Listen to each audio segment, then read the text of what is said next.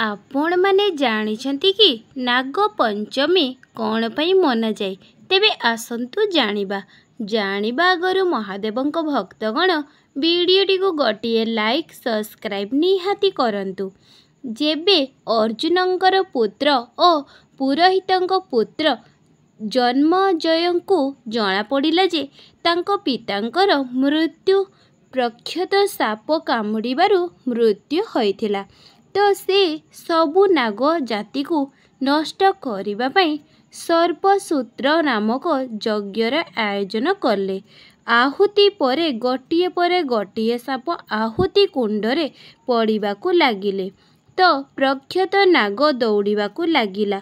इंद्रदेवंक सिंहासन पछरे लुचिगला। जेतेबेले दक्षता नामरे आहुति आरंभ हैला सेतेबेले नागर रक्षा पई ऋषि आर्षिक एही यज्ञ को रखिदेले।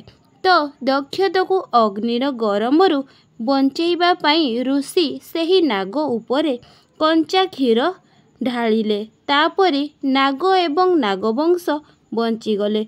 तो मान्यता अछि कि एही दिनटारु नाग पंचमी मनाଯାଏ एवं नाग देवतांकु क्षीर चढ़ाइबार परंपरा आरंभ होइछि एही दिनठारु।